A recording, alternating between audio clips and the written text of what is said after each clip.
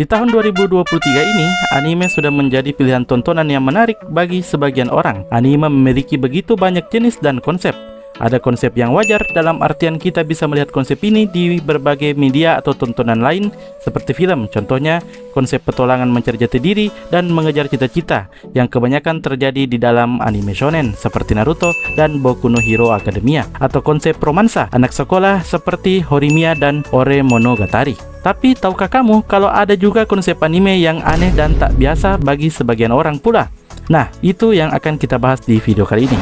Halo guys, balik lagi dengan saya Irfan Eko Saputra di channel Ekonime 47. Apa kabar kalian semua? Semoga baik-baik saja. Hari ini saya akan membahas 5 anime dengan konsep yang aneh versi saya sendiri. Sebelum ke pembahasannya, saya ingin mengingatkan ke kalian kalau suka videonya silahkan like, komen, dan juga subscribe bagi kalian yang belum subscribe. Tanpa basa-basi lagi, ini dia 5 anime dengan konsep yang aneh versi Ekonime 47. Yang pertama ada anime yang berjudul Ansatsu Kyoshitsu, atau dalam bahasa Inggris disebut juga dengan Assassination Classroom. Nah, jika biasanya sekolah mengajarkan disiplin, sopan santun, kebersamaan, dan keragaman, lain halnya yang diajarkan di sekolah yang bernama SMP Kunogi Gaoka pada anime ini.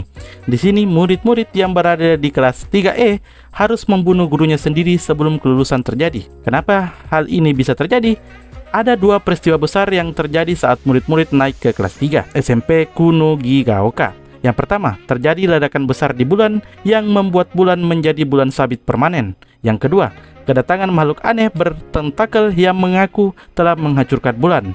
Dan makhluk tersebut meminta agar bisa menjadi guru sekaligus wali kelas dari kelas 3E selama 1 tahun. Dan dalam waktu 1 tahun, dia akan menghancurkan bumi. Maka dari itu, pemerintah meminta murid-murid kelas 3E untuk membunuh gurunya sebelum gurunya itu bisa menghancurkan bumi. Setidaknya ini adalah konsep dari anime ini. Jangan berpikir cerita anime ini akan menjadi dark dan penuh akan darah, melainkan anime ini akan mengajarkan kita bagaimana menjadi murid dan guru yang baik. Setidaknya itu yang saya petik dari anime ini.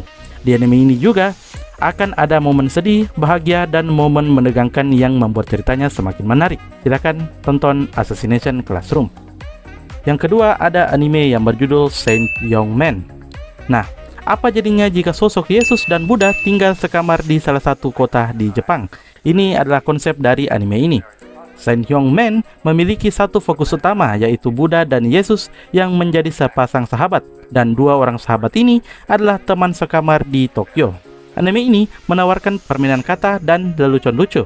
Dengan tokoh sakral Yesus dan Buddha, bisa jadi membuat orang berpikir bahwa anime ini akan menjadi pemicu kontroversi. Sebaliknya, anime ini jauh dari tanggapan negatif para kritikus film anime pada masa perilisannya di tahun 2013. Hal tersebut kemungkinan disebabkan oleh karena 2 karakter yang menggambarkan Tuhan tersebut ditampilkan sebagai karakter yang penuh humor, yang sangat manis dan menyenangkan. Tak heran jika anime ini banyak disukai oleh para penonton. Yang ketiga ada anime yang berjudul Simonetta. Bayangkan jika dunia ini tidak memperbolehkan adanya lawakan kotor ataupun perkataan kotor seperti kata-kata ejakulasi, asusila, ngentot, kontol, dan lain sebagainya. Maka apa yang akan terjadi? Mungkin penggambarannya akan sama seperti yang terjadi di anime ini.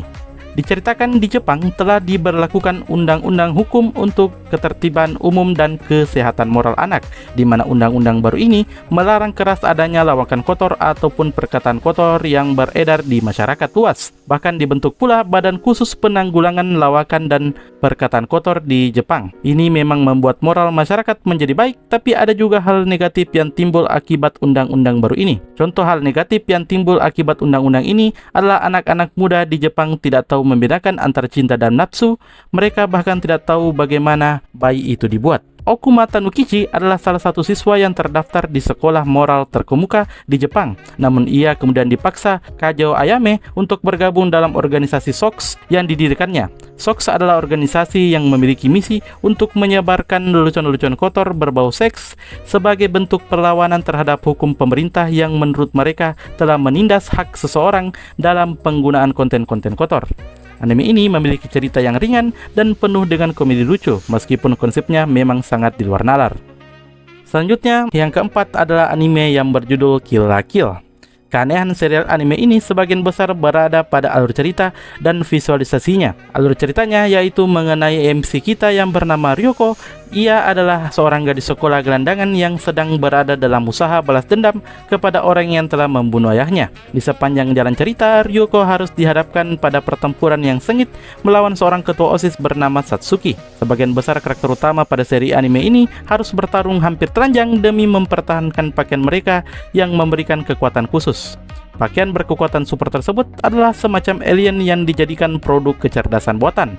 Pakaian tersebut juga meminum darah mereka pemakainya dan dapat mengubah mereka menjadi monster kejam yang sulit untuk dikendalikan. Adegan perkelahian dalam anime ini cukup spektakuler dan keanehan visual pada anime ini membuatnya menarik untuk terus diikuti. Yang terakhir di list ini ada anime yang berjudul Ino ni Natara Tsukina Hito ni Hirowareta. Apa jadinya jika kita bangun dan tahu-tahu kita menemukan diri kita telah berubah menjadi seekor anjing, lalu kita dipungut oleh gadis atau perempuan yang kita sukai dan mulai menghabiskan waktu bersamanya. Lantas, apakah hal ini kutukan atau karunia? Ini yang coba dijelaskan di anime ini. Jadi, anime ini menceritakan bagaimana kehidupan MC kita setelah dia berubah menjadi anjing peliharaan milik gadis yang dia sukai. Begitu sulit permasalahan cinta yang harus dihadapi MC kita yang nantinya akan diberi nama Pochita. Tiba-tiba terbangun dalam tubuh seekor anjing, Pochita bahkan tidak mengingat nama aslinya saat ia menjadi manusia. Suatu hari, di tengah hutan, Pochita dipungut oleh Inukai, seorang gadis yang dia sukai sejak dia masih menjadi manusia. Melihat ada anjing yang basah kehujanan, Inukai membawa Pochita ke rumahnya dan langsung merawatnya serta memandikannya. Tak hanya itu, Inukai juga memutuskan untuk mengadopsi Pochita dan menjadikannya hewan peliharaannya.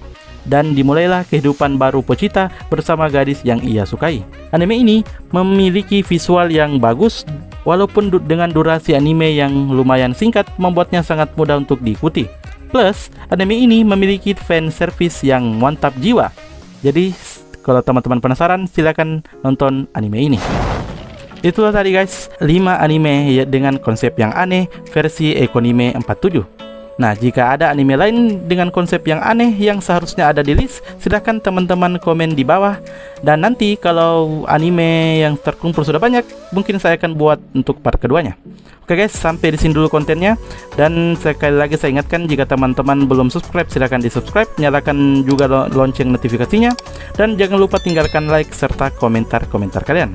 Kita akan bertemu di video selanjutnya. Sampai jumpa dan bye-bye guys.